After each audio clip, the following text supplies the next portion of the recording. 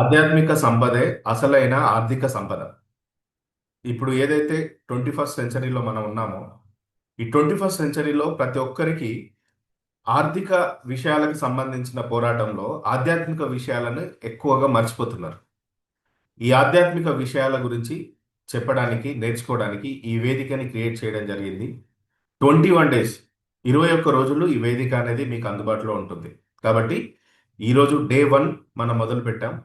ఈ 21 డేస్ మీలో ఎవరైనా ఇంకా ఈ క్లాస్ విన్న తర్వాత ఈ సబ్జెక్టు నా స్నేహితుడికి అవసరం, ఈ సబ్జెక్టు ఇంకొక కుటుంబానికి అవసరం, ఇక్కడ చెప్పే విషయాల వల్ల కొంతమంది జీవితాలు నిలబడతాయి అనే విషయాలు మీకు అనిపిస్తే వెంటనే ఈ గ్రూప్లో జాయిన్ చేయండి. ఈ క్లాస్కి మీరు ఇన్వైట్ చేయండి.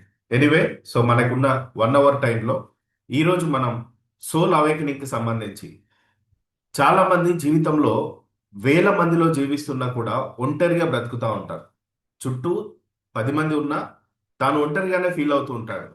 ఆ ఒంటరితనాన్ని తీసివేయడానికి అతనిలో ఉన్నటువంటి ఆత్మజ్ఞానాన్ని పెంచుకోవాలి. ఈ ఆత్మజ్ఞానం పెంచుకోవడం కోసం ఒక వేదిక అనేది కావాలి. ప్రతిదీ కూడా కమర్షియల్గా కాకుండా ఆత్మజ్ఞానం అనేది ఎలాగైతే ఉచితంగా నేను పొందుకున్నానో ఆ ఉచితమైన ఆత్మజ్ఞానాన్ని మీ అందరికి అందించాలని ఆ భగవంతుడి సంకల్పంతో, లార్డ్ శ్రీకృష్ణ యొక్క సంకల్పంతో ఈ క్లాసెస్ స్టార్ట్ చేయడం జరిగింది. కాబట్టి మై డియర్ ఫ్రెండ్స్, నేను చెప్పే విషయాలని మీరు జాగ్రత్తగా గమనించండి. జీవితంలో మీరు ఎక్కడ గెలవాలన్నా, సంపదని సృష్టించాలన్నా, సంపద పట్ల ఒక అవగాహన కలిగి ఉండాలన్నా, ఆర్థికంగా మీరు గొప్పగా ఎదగాలన్నా ఆధ్యాత్మిక సంపద అనేది చాలా ఇంపార్టెంట్ అని నేను నమ్ముతాను. ఆధ్యాత్మిక విషయాల పట్ల అవగాహన కలిగి ఉన్న వ్యక్తికి ఆర్థిక విషయాలు చాలా ఈజీ అని నేను నమ్ముతాను. కాబట్టి అలాంటి ఒక జర్నీ, ఒక అద్భుతమైన జర్నీని నాతో చేయడానికి మీరందరూ సిద్ధమైనందుకు నేను ఎంతగానో హ్యాపీగా ఫీల్ అవుతున్నాను. మరొక్కసారి మీ అందరికీ వెల్కమ్. జస్ట్ ఒక 45 మినిట్స్ మనకు ఉంటుంది ఈ క్లాసు. ఈ 45 మినిట్స్లో నేను చెప్పే విషయాలను జాగ్రత్తగా గమనించండి. ఓకేనా? Yes. So my dear friends, spiritual కోణంలో ఆధ్యాత్మికంగా మనం ఎదగాలి అంటే చాలా వరకు అందరూ ఏమనుకుంటారంటే ఆధ్యాత్మికత అనేసరికి నేను ర్యాండమ్గా కొంతమందిని చూపిస్తున్నాను, స్వామి వివేకానంద మొదలుకొని. ఆధ్యాత్మిక విషయాలు అనేసరికి కేవలం సాత్వీలు అంటారు, సాత్వికులు, సన్యాసులు, లేదంటే దేవుణ్ణి అనుసరించే వాళ్ళు. సో వీరు స్వతంత్రంగా కనిపిస్తారు. జీవితంలో ఉన్నటువంటి ఆర్థిక ఇబ్బందుల వల్ల, ఎదుర్కొంటున్నటువంటి మానసిక సమస్యల వల్ల, ప్రస్తుతం మీరున్నటువంటి అనేక సిచ్యువేషన్స్లో నుండి చూస్తే మీకంటే మీకు కనిపిస్తున్నటువంటి ఎదురుగా ఉన్నటువంటి సాధ్వీలు ఎవరైతే ఉన్నారో వారు స్వతంత్రులుగా కనిపిస్తారు. డియర్ ఫ్రెండ్స్, కొన్ని విషయాలని మనం మార్చబోతున్నాం.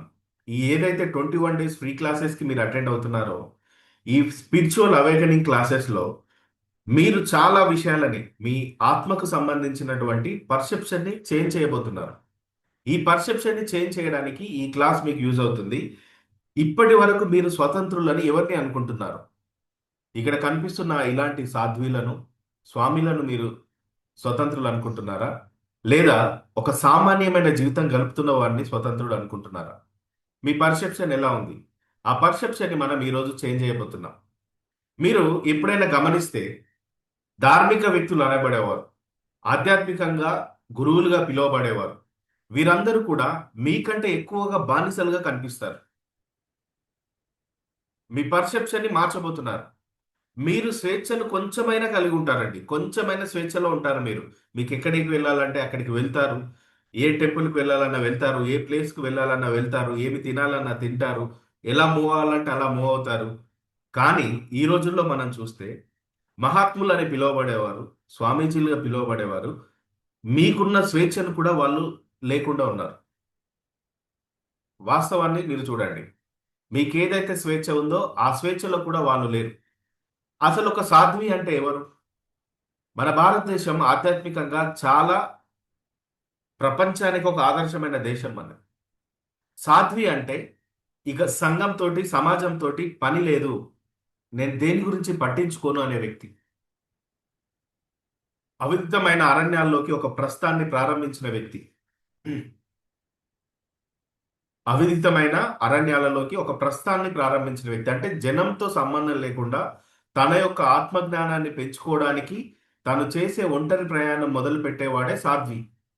గౌతమ బుద్ధుడిని తీసుకుంటే తన రాచరికపు కుటుంబాన్ని వదిలేసి తాను తన ప్రయాణాన్ని మొదలుపెట్టాడు.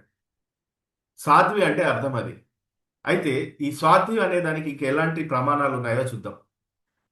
ఇక నాకు ఈ లోకం ఇచ్చే గౌరవంతో సంబంధం లేదు, మీరు మెచ్చుకోవాల్సిన అవసరం లేదు అని చెప్పే వ్యక్తినే సాధ్వి అంటారు. ఇలాంటి సాధ్వీలను మీరు ఈ పరిస్థితిలో ప్రజెంట్ నౌ సిచ్యువేషన్లో మీరు వెళ్ళి నేరుగా ఎవరైనా కలవగలుగుతారా? సాధ్వీలని పిలువబడే వారిని మీరు ఇప్పుడు ఎవరైనా వెళ్ళి కలవగలుగుతారా నేరుగా?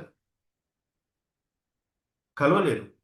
మీరు ఒకసారి ఆలోచించండి. ఎవరు స్వతంత్రులు అనే విషయంలో మీరు ఆలోచన చేయండి. సో స్వామీజీని కలవాలంటే మొదట ఎవరిని కలవాలి? శిష్యులని కలవాలి. ఏ సార్ను? అవునా కదా?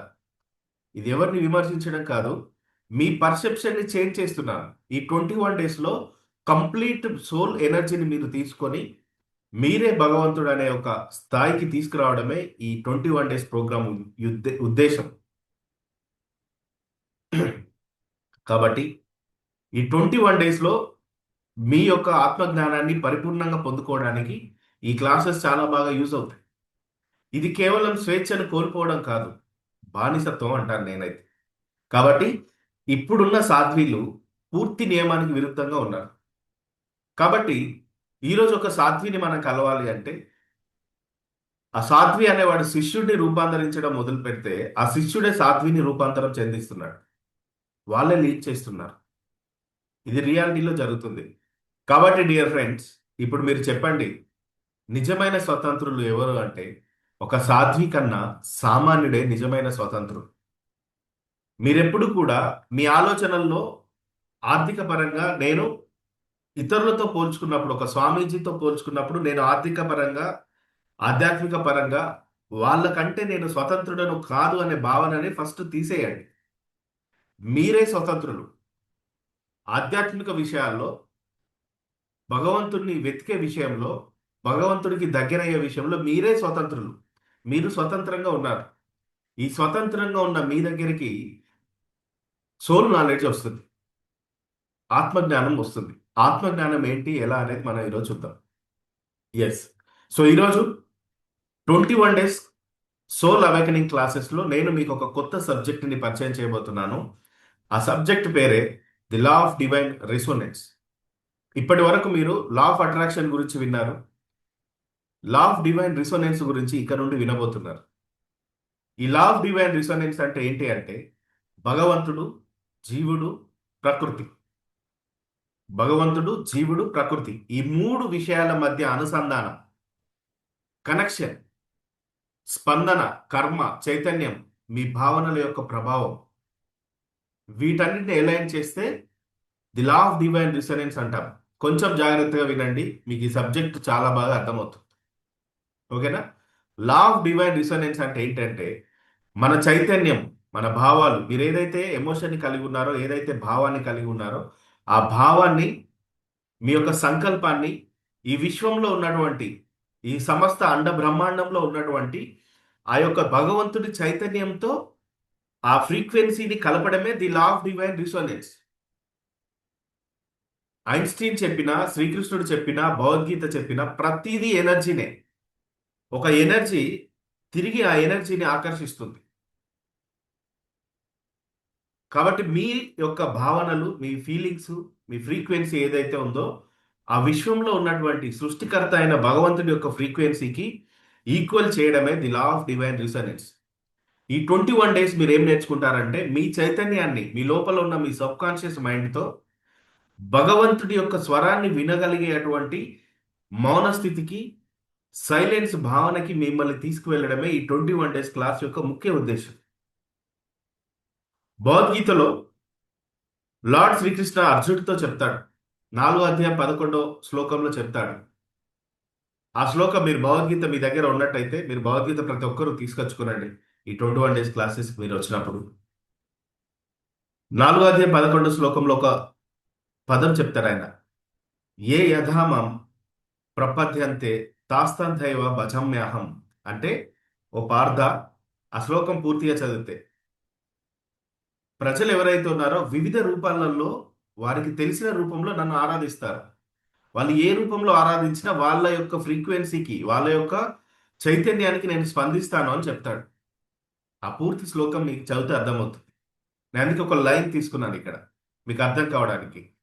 సో ఆ శ్లోకం యొక్క అర్థం ఏంటంటే, ఏ ఫ్రీక్వెన్సీతోని, ఏ ఉద్దేశంతోటి మీరు భగవంతుడిని ప్రార్థిస్తారో, ఆరాధిస్తారో అదే ఫ్రీక్వెన్సీకి నేను రెస్పాండ్ అవుతానని చెప్తాడు. ఇది స్వయంగా భగవద్గీతలో రాయబడింది. మీరు ఆ శ్లోకాన్ని చదవండి. దాన్ని ఒకసారి పూర్తిగా వివరణ తీసుకురండి. సింపుల్ గా చెప్పాను. ఇప్పుడు లా ఆఫ్ అట్రాక్షన్ అనేది, the law of divine resonance అనేది ఇప్పుడు ఇంగ్లీష్ లో మనం ఉపయోగిస్తున్న పదాలు. కానీ నాకు తెలిసి మొట్టమొదటి లా ఆఫ్ అట్రాక్షన్ గురువు అయిన, లా ఆఫ్ డివైన్ రిసోనెన్స్ గురువు అయిన లార్డ్ శ్రీకృష్ణ ఈ విషయాలని వేరే వాళ్ళు ఎవరో ఇంగ్లీష్ లో రాసి చెప్తే మనం నేర్చుకుంటున్నాం.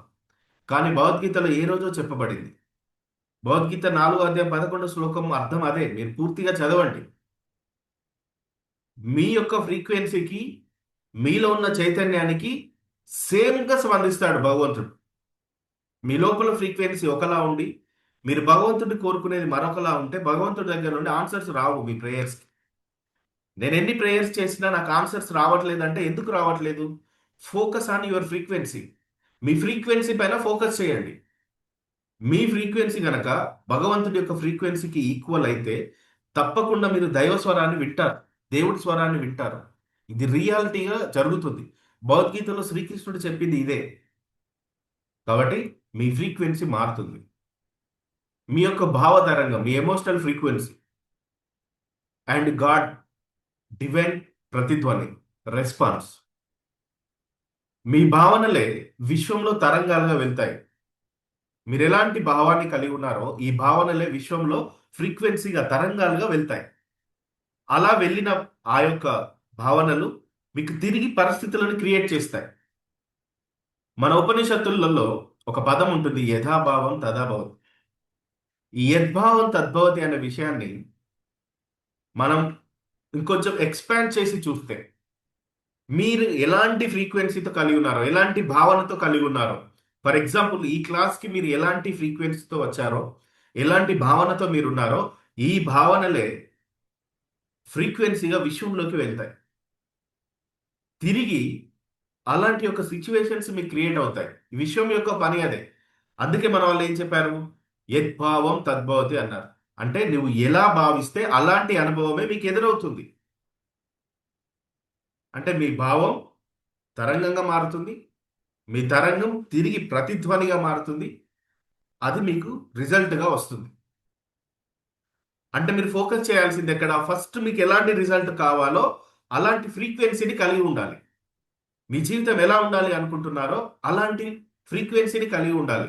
ఆ ఫ్రీక్వెన్సీనే తిరిగి రిఫ్లెక్ట్ అవుతుంది. ఇంత పెద్ద ఆధ్యాత్మిక సత్యాలు ఉన్నాయి మన భగవద్గీతలో. తెలియక, చాలామంది చదవక, అర్థం చేసుకోక జీవితాన్ని గందరగోళం చేసుకుంటున్నారు.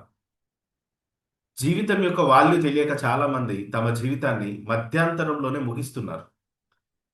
ఆత్మ యొక్క వాల్యూ తెలియక, బాడీ యొక్క వాల్యూ తెలియక. కాబట్టి మై డియర్ ఫ్రెండ్స్, జీవితంలో ప్రతి దానికి ఆన్సర్ ఉంది. భగవద్గీతలో మీరు ఆ ఆన్సర్ని వెతకచ్చు. కాబట్టి ఫస్ట్ మీకు ఎలాంటి జీవితం కావాలి, ఫలితం పైన ఫోకస్ చేయండి. ఆ ఫలితానికి సంబంధించిన ఫ్రీక్వెన్సీని, భావనని మీరు పెంచుకోండి. ఆ ఫ్రీక్వెన్సీ మీరు ఇక్కడ తీసుకుంటారు ఈ 21 డేస్ క్లాసెస్లో. కాబట్టి కర్మ అనేది ఒక స్పందనల యొక్క చట్టం. మీరు గుర్తుపెట్టుకోండి. కర్మ యొక్క పర్సెప్షన్ని మార్చండి. కర్మ అనేది ఒక స్పందన యొక్క చట్టం. ఆ చట్టంగా మారింది.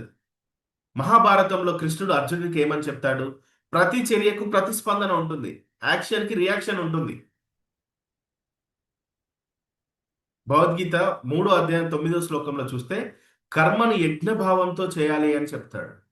అంటే స్వార్థరహిత కర్మ ఈ విశ్వాన్ని ఫాలో చేస్తుంది. మీరు ఏదైతే పని చేస్తారో రిజల్ట్ని కోరుకోండి. కర్మణ్యే వాధికారస్తే అని చెప్తాడు కదా. మీరు కర్మ చేయండి, ఫలితాన్ని నాకు వదిలేయండి. మీరు చేసే కర్మలోనే సక్సెస్ ఉంది.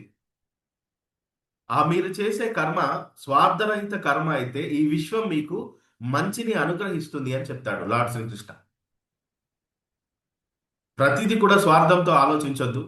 స్వార్థరహితమైన కర్మను చేయగలగాలి. సో ఇలా చేసినప్పుడు ఈ విశ్వం మీ ఫ్రీక్వెన్సీని ఈక్వల్ చేస్తుంది. The law of divine resonance అంటే ఆత్మని పరమాత్మని అనుసంధానం చేయడం. మీ సోల్ని ఆ గాడ్ యొక్క సోల్కి అనుసంధానం చేయడం. మీరు ఒక విషయాన్ని ఎప్పుడు గుర్తుపెట్టుకోవాలి, you are not your body. మీరు మీ బాడీ కాదు, మీరు మీ శరీరం కాదు. ఉపనిషత్తులు చెప్తున్నాయి తత్వమసి, నీవే ఆ పరబ్రహ్మ స్వరూపం అని చెప్తున్నాయి. మీరు ఎప్పుడైతే ఈ బాడీ నేను కాదు అని తెలుసుకుంటారో అప్పటి నుండి మీ యొక్క పర్సెప్షన్, మీ సక్సెస్ మొదలవుతుంది. దానినే మన వాళ్ళు ఉపనిషత్తుల్లో తత్వమసి అన్నారు. తత్వమసి అంటే నీవే ఆ పరబ్రహ్మ స్వరూపం. నీలోని ఆత్మ పరమాత్మతో ఒక ఫ్రీక్వెన్సీలో, ఒక తరంగంలో, ఒక కంపన స్థాయిలో ఉన్నప్పుడు మీరు దేవుడు అనే అనుభూతిని చెందుతారు.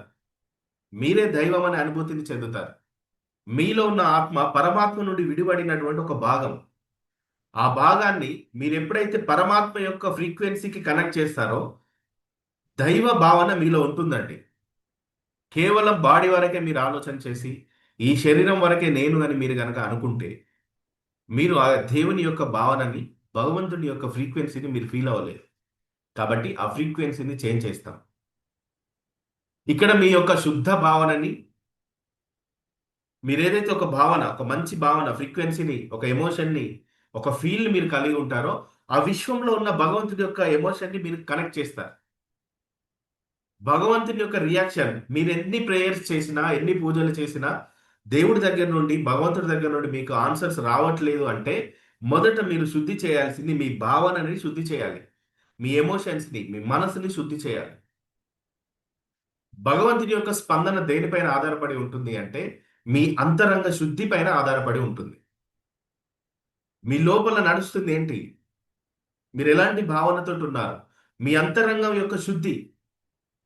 ఈ అంతరంగ శుద్ధి పైన భగవంతుడి యొక్క స్పందన ఆధారపడి ఉంటుంది.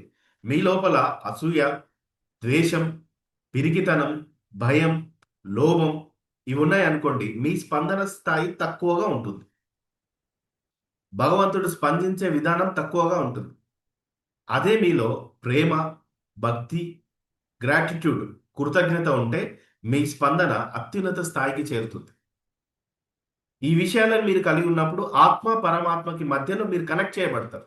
మీ ఆత్మ పరమాత్మ యొక్క ఫ్రీక్వెన్సీకి కనెక్ట్ చేయబడుతుంది.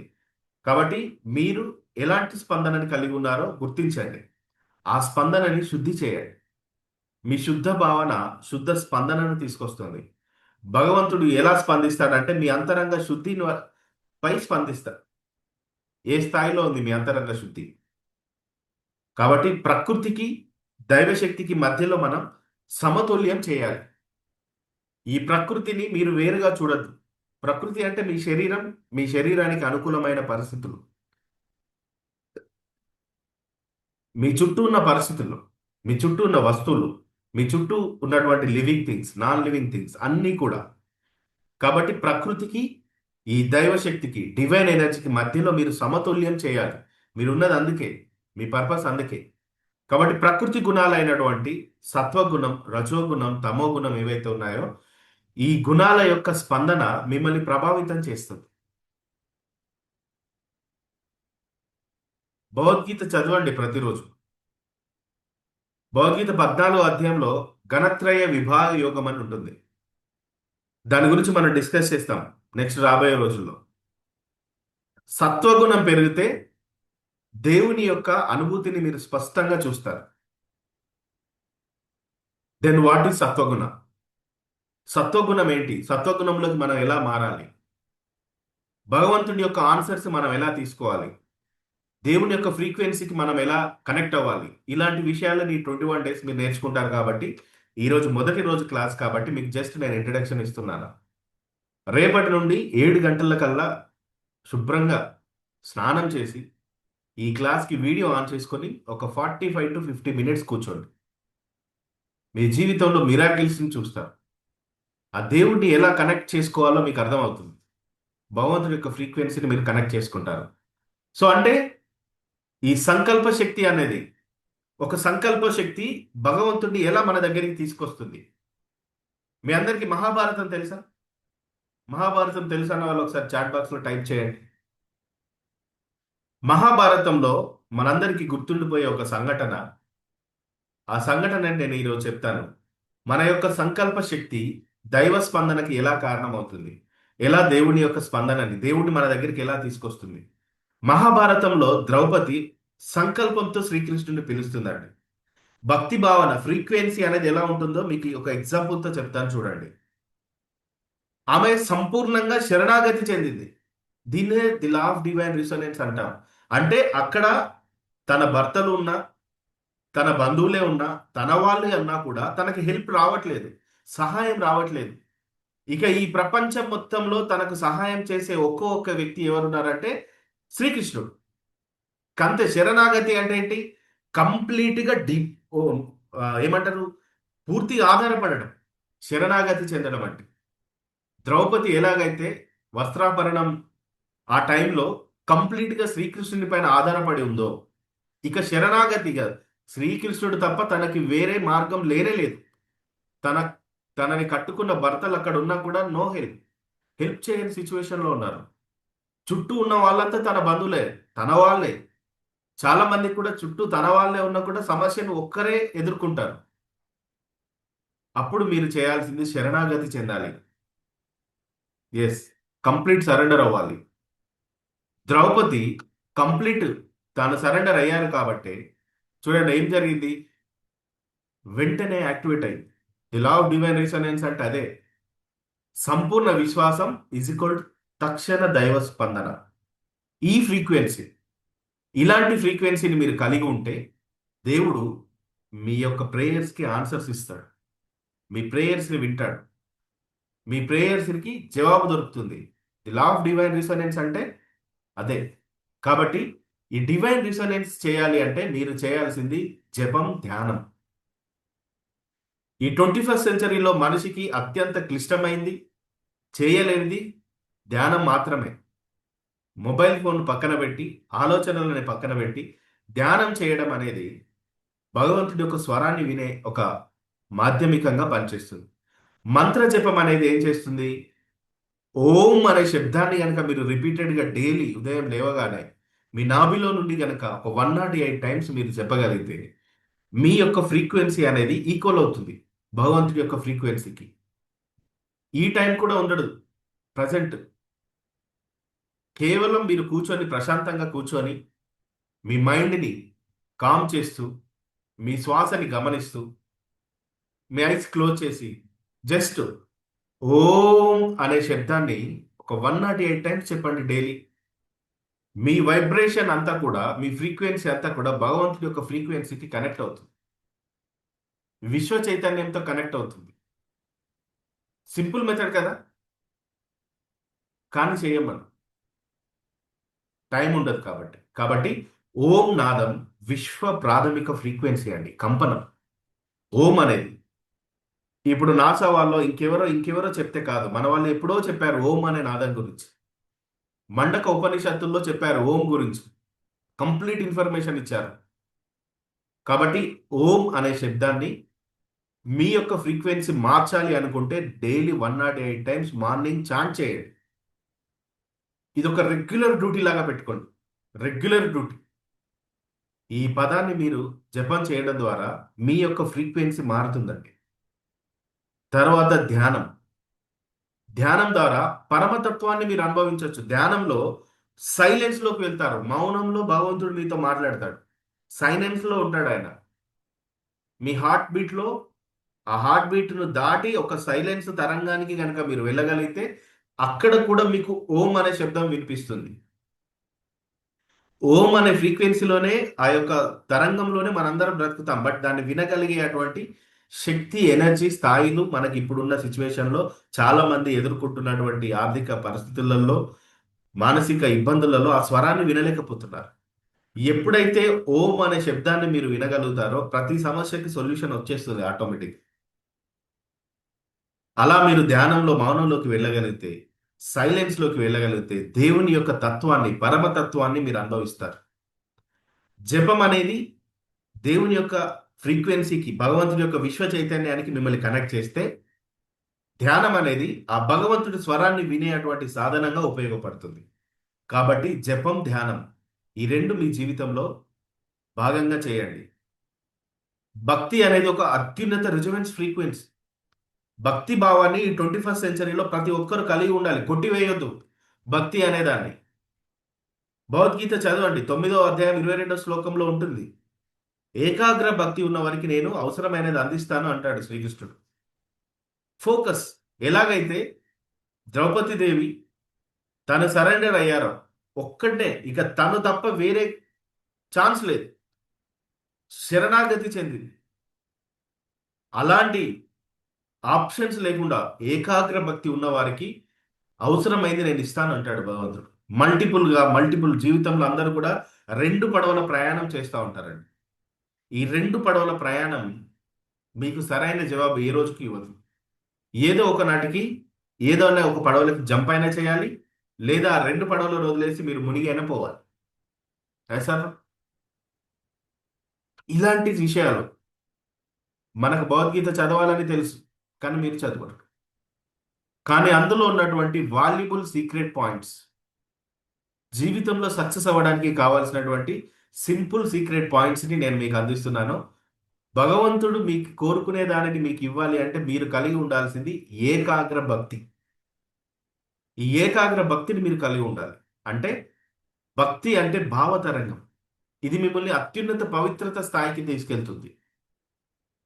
ఈ యొక్క ఫ్రీక్వెన్సీని చేంజ్ చేయడానికి, ఈ ఫ్రీక్వెన్సీని మీరు పొందుకోవడానికి శరణాగతి అంటే సంపూర్ణ సమర్పణ, కంప్లీట్ సరెండర్. ఓకేనా? భగవద్గీత 18వ అధ్యాయం 66వ శ్లోకంలో చెప్తున్నారు, సర్వధర్మాస్ పరిత్యజ మాం ఏకం శరణం ప్రజ. సంపూర్ణ సమర్పణలో దైవ అనుగ్రహం ఉంటుంది. పూర్తిగా అనుభవిస్తారు మీరు, కంప్లీట్గా డిపెండ్ అవుతాయి. శరణాగతి అంటే ఫస్ట్ మీ ఈగో తరంగాన్ని ఆపేస్తారు.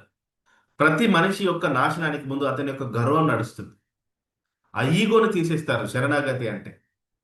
ఆ ఈగోను పక్కన పెట్టి కంప్లీట్గా దేవుని పైన డిపెండ్ అయి ఆ ఫ్రీక్వెన్సీలో లీనం అవ్వడమే శరణాగతి అంటే. సో అలా మీ జీవితంలో ఆధ్యాత్మిక ఎదుగుదల అనేది ఉంటుంది. The law of divine resonance అనేది ఒక మాయ కాదు. ఎప్పుడు కూడా భక్తిని మాయగా చూడకండి.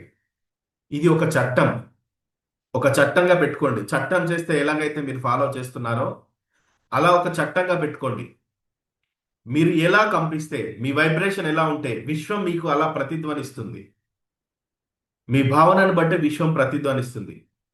మీరు ప్రేమను చూపిస్తే ప్రేమ వస్తుంది, మీరు భయాన్ని చూపిస్తే భయం వస్తుంది. మీరు భక్తిగా ఉంటే దైవం ప్రత్యక్షమవుతాడు. మీ భావమే మీ భగవంతుడు, మీ స్పందనే ఇప్పుడు మీరు అనుభవిస్తున్న విధి. ఈ రహస్యాన్ని మీరు తెలుసుకోండి. ఈ రహస్యాన్ని తెలుసుకున్న రోజు మీ జీవితాలు ప్రశాంతంగా ఉంటాయి. 120 years హ్యాపీగా బ్రతకొచ్చు, హెల్దీగా బ్రతకొచ్చు. ఈ బాడీని మనం కాపాడుకుంటూ ఆత్మజ్ఞానాన్ని పొందుకోవచ్చు. కాబట్టి మై డియర్ ఫ్రెండ్స్, ఒక్కటే విషయం నేను చెప్తున్నాను, మీకు విలువను సృష్టించే దగ్గర మీ ప్రజెన్స్ని ఇవ్వండి. ఈ ఆత్మ జ్ఞానాన్ని మీరు 21 days, ఈరోజు 1 day అయిపోయింది, రేపటి నుంచి 20 days ఉంటుంది. ఈ 20 రోజులు ప్రీమియంగా మీరు అటెండ్ అవ్వండి. ప్రీమియంగా అంటే వీడియోలో ఆన్ చేసి ఈ సబ్జెక్ట్ కనుక మీకు అవసరం అనిపిస్తే రేపటి నుండి పెన్ను పేపర్తో సిద్ధంగా ఉండండి. 7 o'clockకి మీటింగ్ స్టార్ట్ అవుతుంది. ఆల్మోస్ట్ 7:40-45కి క్లోజ్ అవుతుంది. Thank you very much. రేపటి రోజు భగవద్గీత నుండి ఒక అద్భుతమైన లెసన్తో మనం కలుసుకుందాం, సోల్ అవేకనింగ్. సో మీకు ఈ క్లాస్ ఎలా అనిపించింది ఆ గ్రూప్లో మీ యొక్క ఫీడ్బ్యాక్ని తెలియజేయండి. అదేవిధంగా ఈ సబ్జెక్టు మీకు తెలిసిన వారికి ఎవరికైనా అవసరం అనుకుంటే లింక్ని షేర్ చేయండి, ఆ గ్రూప్లో యాడ్ అవ్వమని రికమెండ్ చేయండి. Thank you very much. రేపు ఒక అద్భుతమైన ఆత్మీయ జ్ఞానంతో మనందరం కలుసుకుందాం. విజయీ భవ.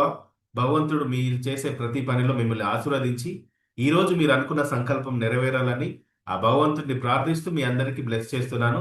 Thank you very much.